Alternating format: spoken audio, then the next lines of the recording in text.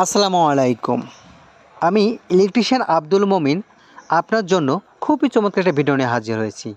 আজকে আপনার দেখাবো টিন শেড ওয়াল বাড়িতে কিভাবে একটি সাদলা বাড়ির মতো কনসিল ওয়ারিং করবেন। শুধু তাই নয়, পরবর্তীতে যদি কখনো ছাদ দেন তাও কিন্তু ইলেকট্রিক কাজের কোনো পরিবর্তন করতে হবে না। তাই ভিডিওটা না টেনে সম্পূর্ণ দেখবেন।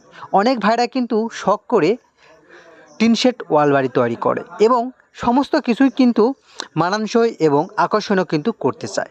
তাই এই ইলেকট্রিক কাজটা যেন মানানসই বা সুন্দর হয় সেইভাবে সিস্টেম আমি দেখিয়ে দেবো এই কাজগুলো কীভাবে করতে হয়। তো দেখুন, এখানে কিন্তু ভিতরে যে ওয়ালগুলো রয়েছে এখানে কিন্তু 4টা বেডরুম রয়েছে, একটা ডাইনিং রুম রয়েছে।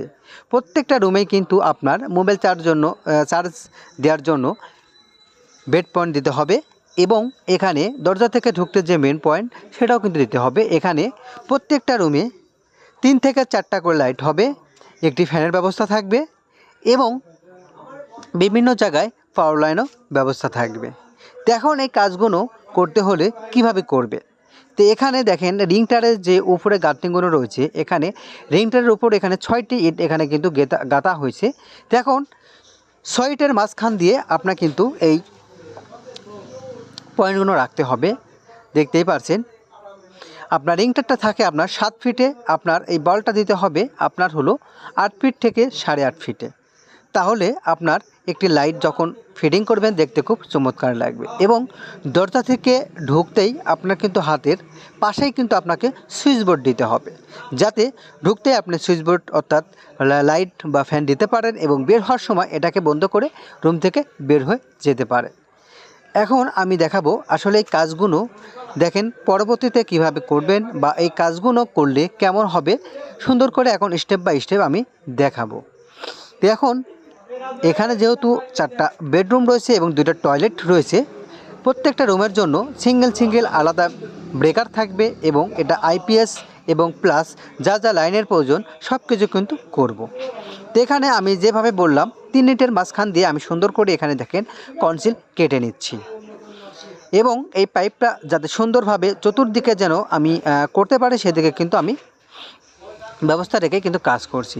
দেখুন এখন আমি পাইপও কিন্তু ফিটিং করে ফেলেছি। এখন এটা আমি 3/4 পাইপ ব্যবহার করেছি, যেখানে 1 ইঞ্চি পাইপের প্রয়োজন সেখানে কিন্তু 1 ইঞ্চি পাইপ ব্যবহার করব। শুধু আপনার হলো লাইট ফ্যান নয়, এখানে কিন্তু এসি লাইনও আপনি ব্যবহার বা এসি লাইনও ফিটিং করতে পারেন। কেননা পরবর্তীতে যদি কখনও ছাদ দেন তাহলে এই ইলেকট্রিক কাজে কোনো পরিবর্তন করতে হবে না। তো দেখেন এখানে আমি সুন্দর করে যেখানে 2টা পাইপের প্রয়োজন আমি 2টা পাইপ ব্যবহার করেছি, যেখানে 3টার প্রয়োজন সেখানে 3টা ব্যবহার করেছি এবং দেখেন হাতের পাশেই দরজাতে ঢোকাই কিন্তু সুইচবোর্ড ফিটিং করেছি এবং রুমের ওয়ালের যে মাঝখান পজিশন রয়েছে সেখানে কিন্তু লাইটের পয়েন্ট রেখেছি। শুধু তাই নয়, এখানে যে খাট রয়েছে অর্থাৎ এখানে খাটের পাশে কিন্তু এখানে মোবাইল চার্জ দেওয়ার জন্য এখানে কিন্তু পাওয়ার পয়েন্ট একটা ব্যবহার করেছি।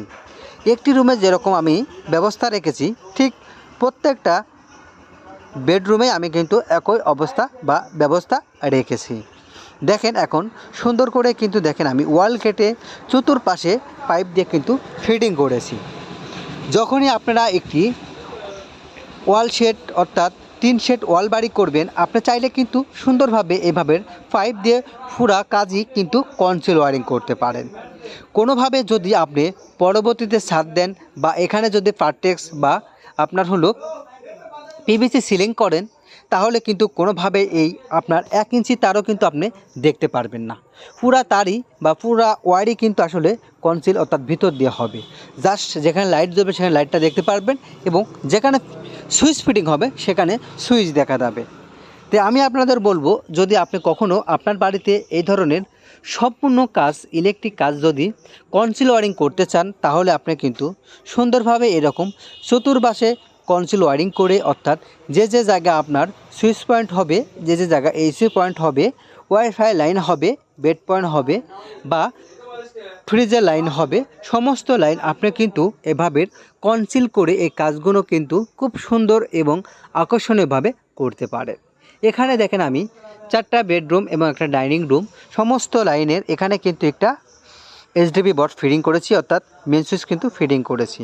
এখানে দেখেন একটি রাইস কুকার লাইন ব্যবহার করেছি এবং একটি ফ্রিজের লাইন এখানে কিন্তু করা হয়েছে এবং ডাইনিংয়ের জন্য এখানে দেখেন একটা সুইচ পয়েন্ট কিন্তু ব্যবহার করেছি। তো ভাই আপনাদের বলবো, যদি কখনও টিন শেড ওয়াল বাড়ি করেন তাহলে আপনারা শর্টকাটে কাজ না করে সুন্দর করে এরকম চতুর্পাশে আপনি কিন্তু কনসিল ওয়ারিং করতে পারেন, যাতে পরবর্তীতে আপনি যদি ছাদও দেন আপনার কিন্তু কোনো কাজ পরিবর্তন করতে হবে না। তো এই ছিল আজকের ভিডিও।